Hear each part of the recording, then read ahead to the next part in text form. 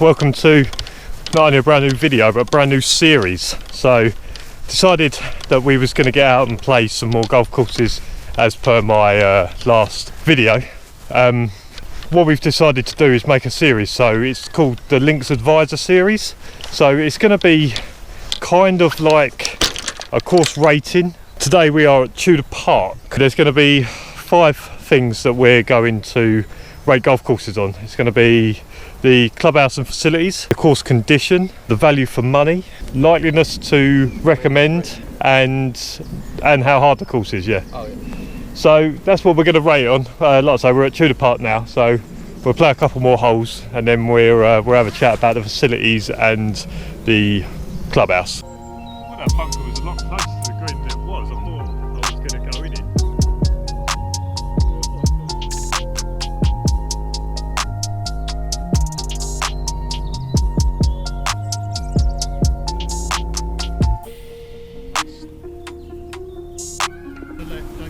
Yeah, no worries, mate. I read the time wrong. Are you joining that group, are you? Pocket me driver. What am I doing? You know you just come off an early shift when you're looking in your pocket for your driver. Yeah, well done under the circumstances. I was just thinking myself, he's just walked straight in your wheelhouse there, and he about 220 up the left.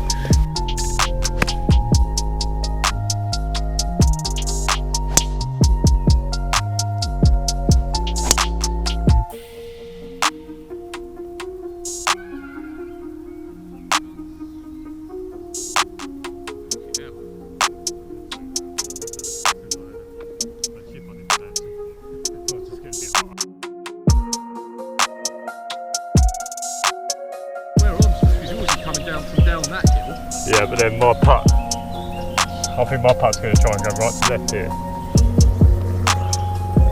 Never had the confidence. Yeah. Tough to get to start there, isn't it? Yeah.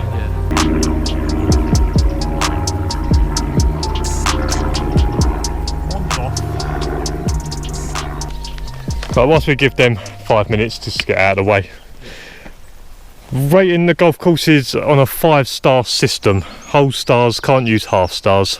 Yeah. So clubhouse and facilities, now we are sort of in a lockdown still, so obviously we don't get a chance to see the facilities as such. No, but I've been here for, like, my uncle got married here, didn't he? Tony got married here, so it's nice inside. Yeah, I know that. I don't know about the pro shop and what they sell. It's a pretty standard pro shop, one that you'd see around most golf courses. So in terms of, so you've got the clubhouse here. Yeah. It's obviously got a bar, but it's also got a hotel. Yeah, facilities also includes driving range, putting green, pitching green. Driving range is decent here, driving range is pretty good. So on a sort of a star system of what you know, what would you give it out of 5? I'll probably say 5. I like it. You know, the thing is, I've had the thing, because Tony got married here, the Trilby that we done here. Yeah. Like, everything's positive towards being here, isn't it? Okay. You know, it's everything. You come back here and you go, I liked it here. Because you've had the, like I say, a wedding, you've had the Trilby thing with you. I won the Dave Lowe, which is like the big one in the pub here. Yeah. Everything we've ever done here is we've done well. So I'm always going to rate it higher because you've had good times here. Yeah. So I would give it a solid 4 stars. So the reason it wouldn't be a 5-star for me is that although it's nice here, obviously you've got the hotel, golf, you can get married in the afternoon after you've just played golf. If I was going to compare it to somewhere like the Belfry, I would say that the Belfry's higher than that, so I would find it hard to give this a 5-star, knowing that I couldn't give the Belfry something that's higher.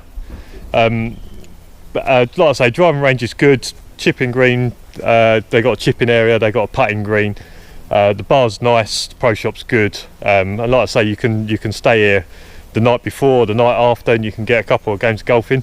So I'd give it a solid 4 stars based on other golf courses that I know that I would rate higher, and knowing that I couldn't rate them any higher if I gave this a 5. I think you're like, I think you talking there, you're rating like elite golf courses. You're going to say the Belfry, Prince's, Celtic Manor, and places like that. I don't think this is in the same they're elite golf courses, where these are like a come and pay £30. Yeah. You know, but that comes in later on with the sort of value for money. But if I was, like I say, if I was going to rate this as against other courses, then knowing that I couldn't give the Belfry anything higher with everything that they've got there, like the swing studios, the massive driving range, and the short game facilities. I mean, obviously they've got a lot more money, but then they've used it in a good way. So that's what. But like I say, there is no wrong answer. No, of course. There is no wrong answer. But that's why I've given it 4 instead of 5. Yeah.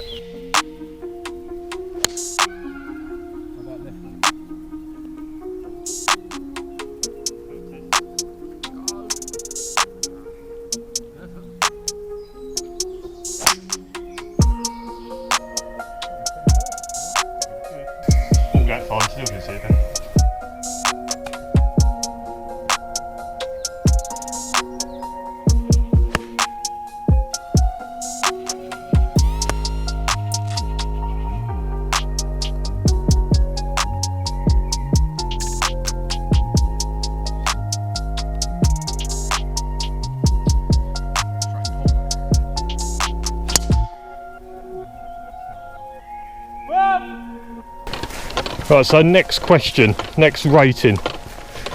Out of 5 stars, course condition. I'll probably go about 3. Yeah. Because I don't think the fairways are in great condition at all. In terms of they're long. They're just long. Really long, aren't they? You know, so it's almost like, I think it was you said it, wasn't it?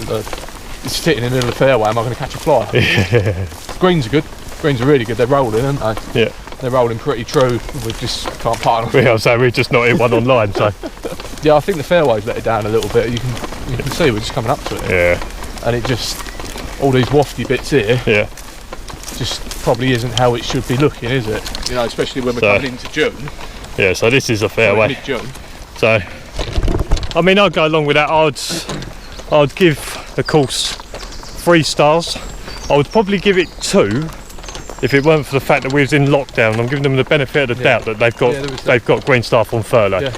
But like I say, the greens are good. Tee boxes are the same as the fairways, but I'd say it's an easy 3 star. Yeah. But if they kept it up a little bit, could nudge into a 4. Yeah. Well, if they do the work. Yeah. Then you get some. It could come up, couldn't it? You know, but it's a matter of, like you say, if they've got the people available and blah blah blah. Yeah. That. It then becomes difficult, doesn't it? Because we don't know what situation golf clubs are in, monetary wise, and blah blah blah.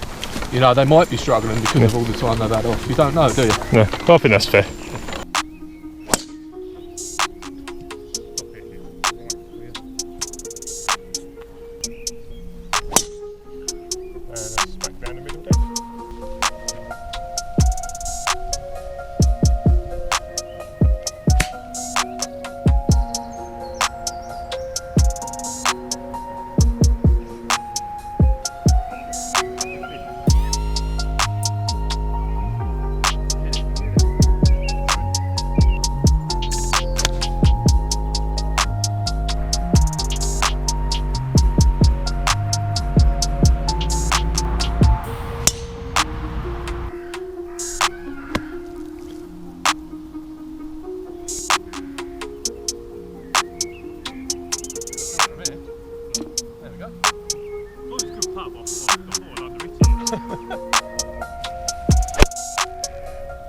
Right, next on the agenda falls into the category we were chatting about earlier, value for money. Yeah. So, as it stands today, with if the facilities were open, and the condition of the golf course, £30 each we've paid. 31. 31, well, that was including a booking fee. I don't get that. That's ridiculous. But that's just the Golf Now app, isn't it? Yeah. But so £30 or £31, if you want to say, for the round. Yeah. What would you say that is value for money? Really good, to be fair. Really good. Do you think it's a nice afternoon as well, isn't it? Yeah. So yeah, really good. 5 star or 4? Yeah, I'd say 5 stars. Yeah, because you come to a golf club like this and you're paying 30 quid. You're going to expect to pay that or more. You know, it's.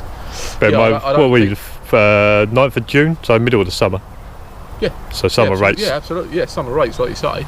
Yeah, I didn't really take that into consideration. But. So I would go with that. I think anytime you pay, say, £30 for a round. I think if I was to give it 4 stars and say they'd have to give it to us for 25 quid for 5 stars, I think the course would be doing themselves out of money. So I think it's fair that £30 for the round, in the condition that it is. I'd still say that's 5 stars, and we know that the facilities would be worth it. So when the course opens up again and it's got the bar and that, then that would warrant the 5 stars. If this was 35 to 40 quid, then I'll drop it a couple of stars, but I think they've hit the nail on the head with 30 quid. So yeah, so basically if they charged you £40 for the round, you may get into the bar, have a drink and go, I'll nip home. But as it's 30 quid, you may get to the bar and go, you know what, I'll fancy a burger. Might be 7 quid, but they get their money that way. But like I say, so yeah, we've both gone with 5 stars in terms of value for money. On today's prices, as everything is set up now, but obviously knowing that what the facilities are like when they're open. Yeah.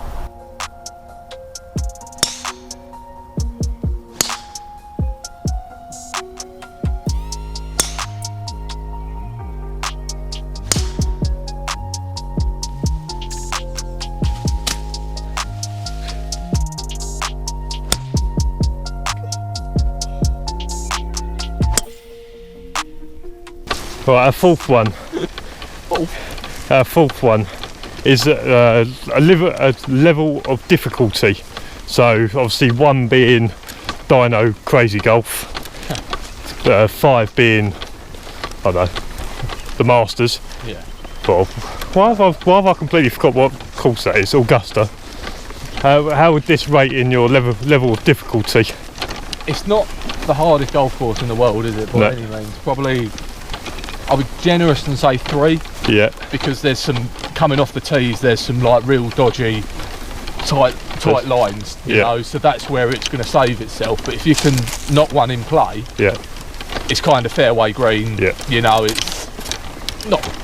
I think pitch and putt's really unfair. Yeah. But it's kind of that. You know, if you look there, there's trees a long way either way. Yeah.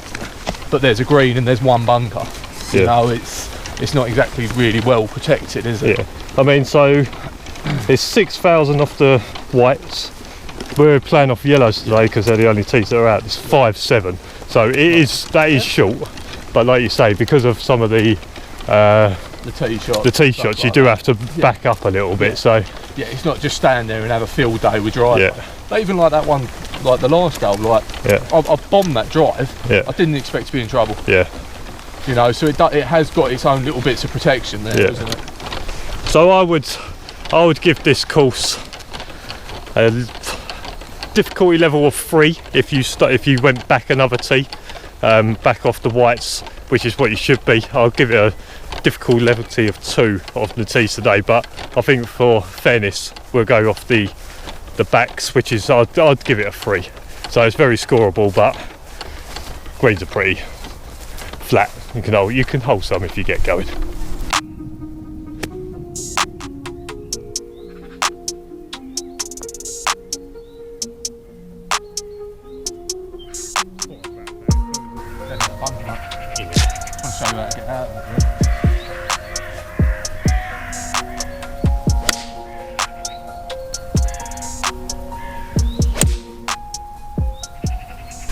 So we have previous on this hole. No, you. I have previous on this hole.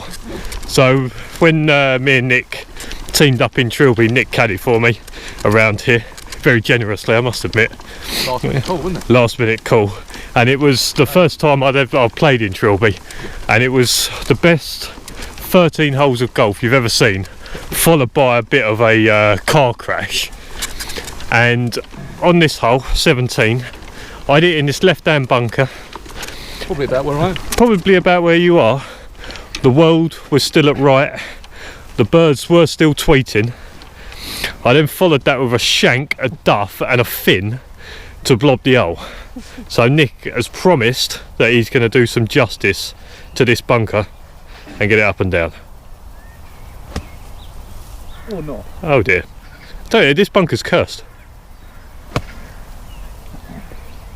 at that time. Yeah. Still not on. It's still not the. Yeah. So yeah, just It's still this bunker. yeah, just never go in the left-hand bunker on 17. It's never good news. But what I think should happen What? is you should play one. If you want me to have a go? Yeah. Oh, that's not good. Oh, why was you just throwing that in a footprint? This is your footprint. It's even better then, isn't it? Oh, just get it on the green. Yeah, I'm just a bit worried. I am actually going to shank. Just get it on the green. The thing is, you only want to just land it. Yeah, I know. That's what I tried to flick mine out. Yeah, well done. I thought that was going to go in. It's almost hit the flag, isn't it? I thought that was going to go in. I was like, oh, sod's law. Is that how you rate these bunkers? Well, that's how we do it now. Well, at least you got over the curse of that. The curse is over. I've lost it with this putt, I'll tell you. Wow. It's like a flat out pull. It's always a two putt though, isn't it? It never looked like anything other than a two putt. Good play. So last one is likeliness to recommend. So I mean that can go in two different ways. So it'd be if you was talking, you would say you've got to go and play this golf course. Or if there was say like a society that were looking for venues, you'd say, look, this place has got really good facilities, it's good value for money. So where would you sit it in the 5-star? Again, probably like 4. Yeah. Because it's like I say, I like playing here. Everything's gone for me, and like it's got everything to hold whether we come with the pub boys or something like that. Yeah. It offers everything to everyone. Okay. So I think it makes sense for it to be recommended. Okay. You know, I really do. Not just that, you could even, I mean, we could have a weekend here, couldn't we? You could. I mean, it is only half hour for mine, I but know, yeah. But still, it's. But that's another thing. So, although it's not close, the Channel Tunnel to France is within 20 mile. Yeah. So if you was Midlands or whatever and was going to go Channel Tunnel, this would be a place that you would want to base yourself. Say, come down, have a game of golf, night over, and then you could go Channel Tunnel the next day.